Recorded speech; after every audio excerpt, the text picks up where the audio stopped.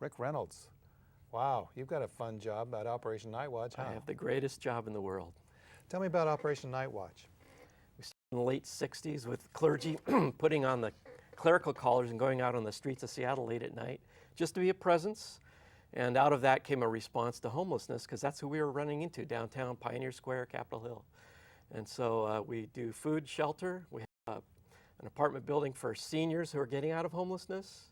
And yeah. Homeless seniors. Homeless seniors, hard to believe, but we've seen people get off the street at age 79, move into our apartment building and do quite well.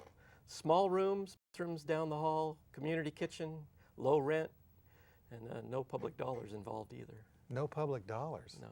Well, we have to get the website up. It's seattlenightwatch.org, by the way.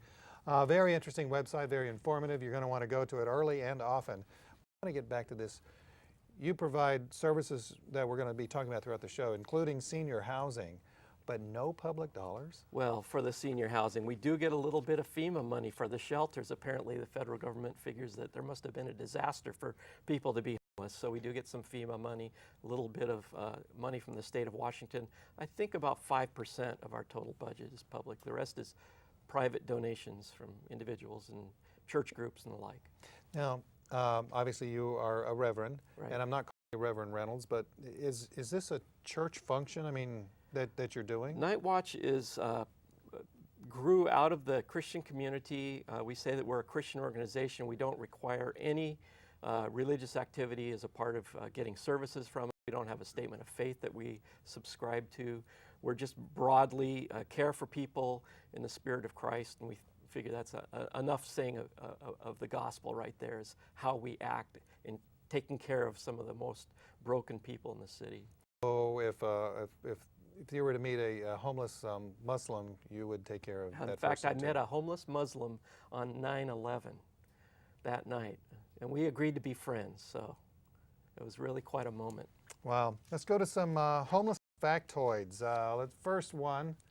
In 1993, Operation Night Watch served an average of 49 clients per night. In 2003, they served over 100 nightly. How many now? You know, we're running about 165 a night. That's men and women and the occasional families. 165 a night? Yeah. And what do you do? We open up late at night. We start our work night at 9 o'clock, and we serve a meal provided by volunteers in the community. We're really heavily supported by volunteers. They do a meal, and then we find people a place to go. So we have 3 off-site shelters that we fund, and then we top off the existing shelter network in downtown Seattle between 9 and midnight. What does that mean, top off? So we're calling the various publicly funded and privately funded organizations to find out, do they have room left? Because they'll take a person during the day who checks in with them, wants a place to go, says that they'll be back at 9, and they don't come back, so we get the bed rather than to have the resource just lay there empty. They'll have shelters will have a program where they'll have volunteers that have late night privileges, you know, coming home at 11 back to the homeless shelter. Well, if they don't show back at 11, they're going to give the bed to Night Watch to fill. So we ensure the full utilization. Wow. With all due respect, it must be tough. Essentially, you are kind of like the last resort for homeless people. We are the last resort, and that is tough. And the tough part is when it gets close to midnight and you have to tell some man or a woman that there's no more place for them to go at night. And those folks, we call them turnaways, and they get a blanket and they get a Metro ride coupon, and our best wishes and hopes for them.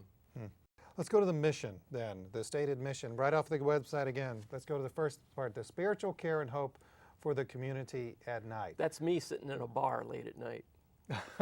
Really? Yeah. Reverend Rick Reynolds right here at the bar. I still do that, yep. Okay. Going out tonight.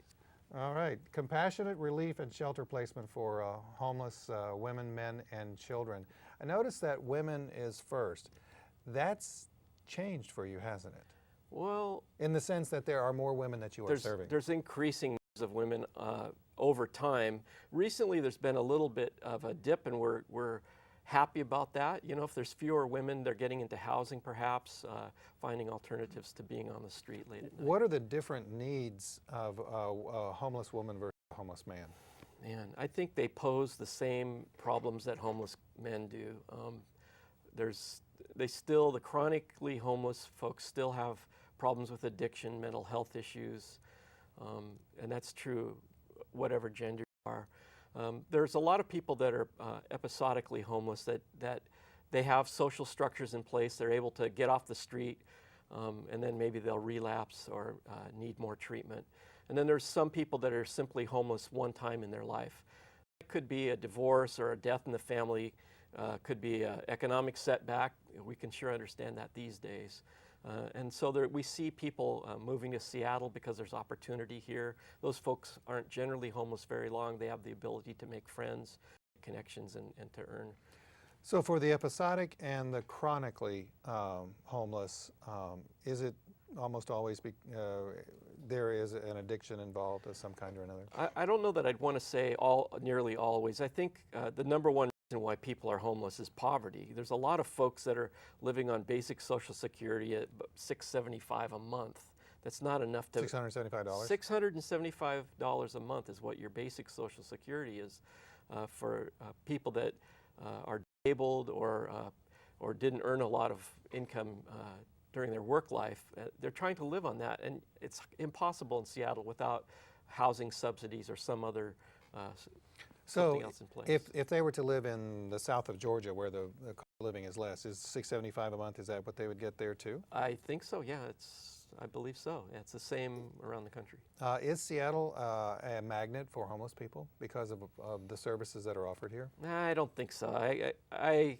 One time in my 25 years of being out on the street with homeless people, I had somebody say that they were here instead of San Francisco because we were nicer to them up here.